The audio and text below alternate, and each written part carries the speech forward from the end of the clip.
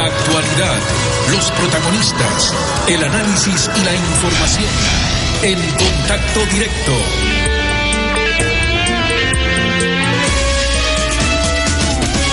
¿Qué tal, Lenin? Buen día, ¿cómo te va? Muy bien, Estefe, amigos televidentes, un buen día para todos. El Comité Empresarial Ecuatoriano solicitó al gobierno se suspenda temporalmente la resolución 116 del Comité de Comercio Exterior que plantea una regulación a las importaciones, o algunas regulaciones a las importaciones, para ser más precisos. ¿Cuáles son los motivos para solicitar la adopción de esta medida, la suspensión de esta resolución? Es lo que le consultamos al ingeniero Henry Kronfle, titular del Comité Empresarial Ecuatoriano y de la Federación de Industrias. Buenos días, ingeniero. Buenos días, muchas gracias por la entrevista.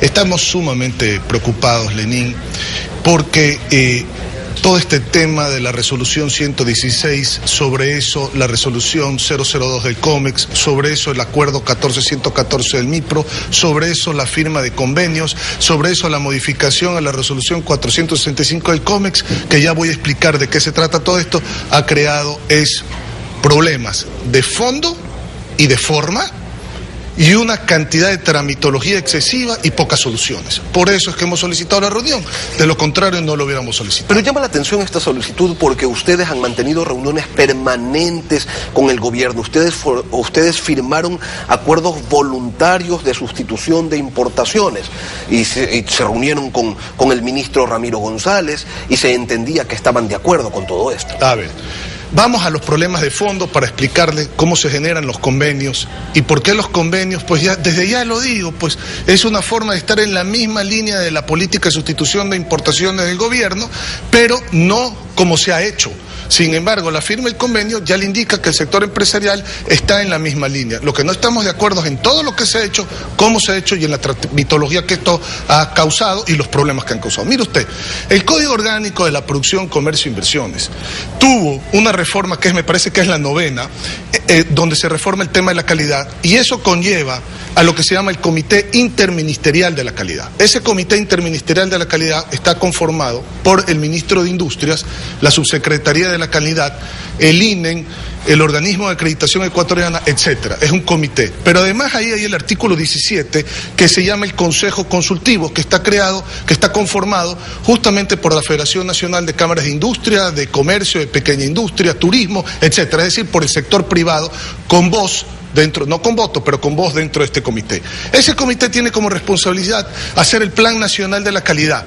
Ese plan conlleva, pues, por supuesto, un procedimiento reglado, y ese procedimiento reglado es donde, como consecuencia, se tendrían los reglamentos técnicos que hemos hablado, estas resoluciones del COMEX 116 que abarca 293 subpartidas arancelarias, pero también lo anterior, porque, cuidado, no es solo la 116, es todo lo que tiene reglamento técnico lo que está en problema. Y debería llevar también los procedimientos de evaluación de esa calidad. ¿En base a qué? En base a criterios. ¿Cuáles son los criterios? ¿Existe una emergencia para haber llamado a esta emergencia? ¿Hay peligro de vida, animal, medio ambiente, quejas de los consumidores? ¿Puede ser esto un obstáculo al comercio? ¿Cuáles son realmente lo que se produce dentro de estas partidas y lo que no se produce y en qué tiempo dentro del Ecuador? ¿Cuál es la estructura de importación del Ecuador? Materias primas, bienes de capital, insumos de la industria, derivados del petróleo, lubricantes, etcétera. ¿Cuáles son las reglas supranacionales que hay que respetar? Nada de eso es analizado. No, es que esto es lo lógico, lo técnico y lo administrativo. ¿En qué se cayó? Se cayó en estos famosos convenios de sustitución de importaciones, ya no un tema de la calidad, sino un tema de cupos de balanza comercial, basados en un recorte planteado por el ministro prácticamente del 30%, el objetivo de recortar las importaciones. ¿Eso es técnico, lógico, administrativo? No. Sin embargo, el sector empresarial tuvo que firmar estos convenios, y digo voluntarios. ¿Y por qué le digo voluntarios? Porque habían mercaderías represadas en la aduana cuando nos sentamos a firmar estos convenios que no se podían sacar de la aduana justamente porque estos reglamentos técnicos no se podían cumplir. ¿Firmaron bajo presión entonces? Se firmó bajo esas condiciones, y eso lo tenemos claro y es de conocimiento público, no por culpa de la aduana. Javier Cárdenas ha hecho un excelente trabajo, lo tengo que decir públicamente, porque él es un organismo de control. Él no dicta la política pública, pues, la dicta el MIPRO con el COMEX. Entonces, ¿qué es lo que pasa? Que represados esos contenedores, hay que sentarnos a firmar para resolver. Eso ya le indicó que existe voluntad, y repito, porque esto no es un tema político, es un tema altamente técnico de política comercial. existe esa voluntad por el sector empresarial. El hecho es que se firmaron los convenios, independientemente que estuvimos bajo presión para firmarlos, pero se firmaron. Ahora, ¿esos convenios a qué conllevaron? Conllevaron primero a que el MIPRO haga un acuerdo, que es el acuerdo 14-114, en donde lo que básicamente es generemos una tramitología súper complicada, con una burocracia extensa que retrasa y encarece las importaciones. Hay que registrar al operador por cada importación, el operador que tiene reglamento técnico que importar.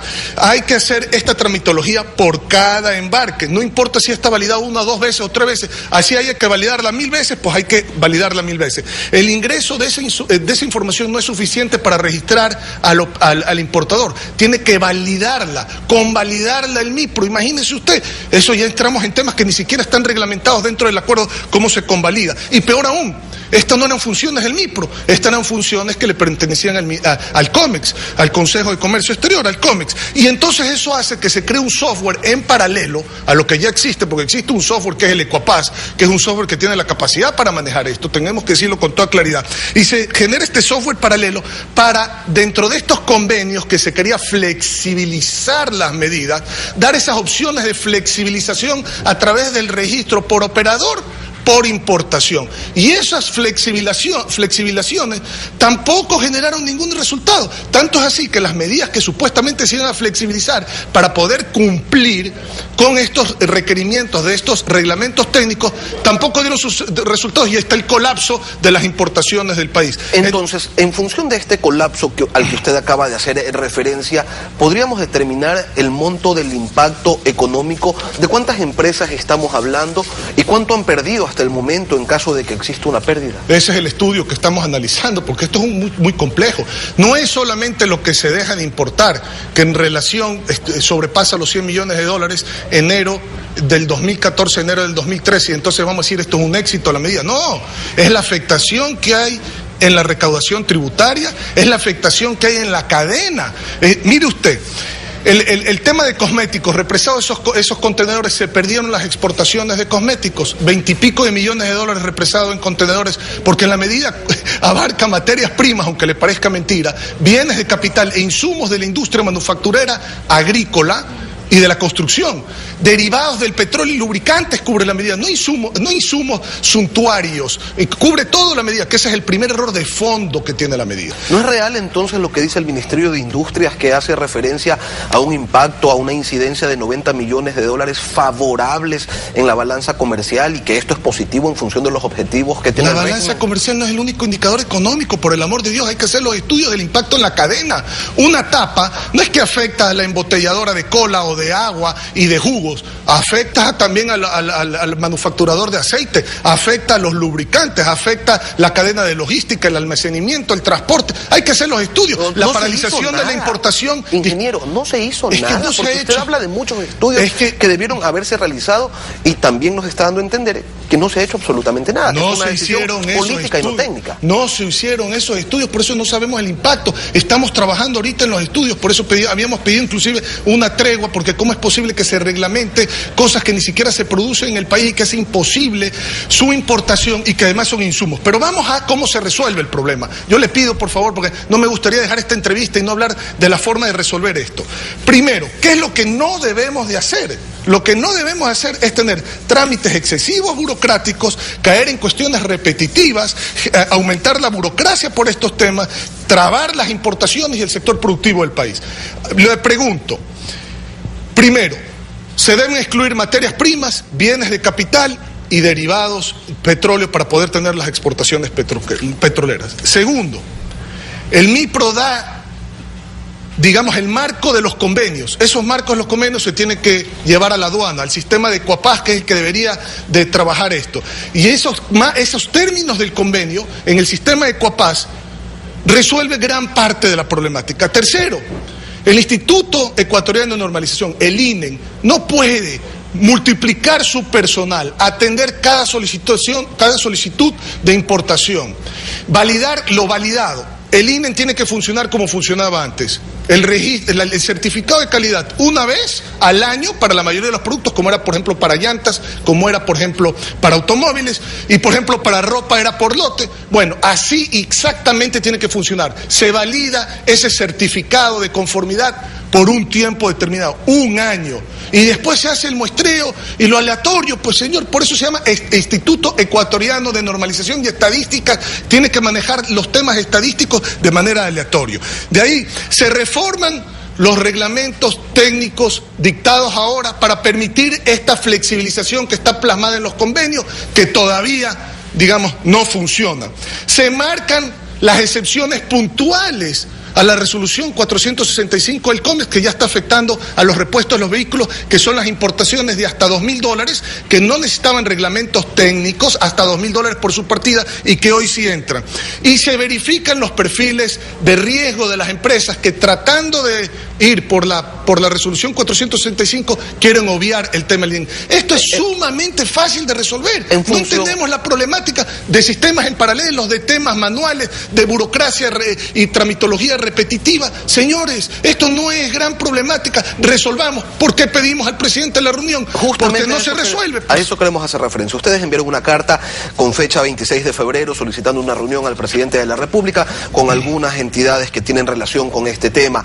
En ella reclaman por la compleja tramitación burocrática que se establece desde el Ministerio de Industrias y Productividad, lo cual señalan también ustedes va a retrasar y encarecer importaciones. ¿Cuál va a ser el impacto de estas medidas en el corto, en el mediano plazo sobre el consumidor? ¿Cuál va a ser el impacto de esta situación que se está dando y que ustedes denuncian en el mercado, en el mercado laboral, por ejemplo? Levantar costos, ahora hay que viajar a Quito por cada trámite de importación, se levantan costos, se ha cortado el emprendimiento, se ha coartado inclusive el emprendimiento, porque el que no tiene registrados los cupos anteriores, pues no tiene qué cupo, el que no ha importado antes importar, ahora si va a importar algo que tenga que ver con reglamento técnico, hay mermas fiscales, se han generado obstaculizaciones a las exportaciones, lo cual merma, por supuesto, la inversión y el empleo, se producen desabastecimientos, propician estas medidas el contrabando, finalmente el consumidor es el que más se ve afectado, porque si usted tiene 10 salsas de tomate, disculpe que ponga este ejemplo, el consumidor va al supermercado, escoge entre las 10 se van a pelear por tener el mejor precio, la mejor presentación y la mejor calidad.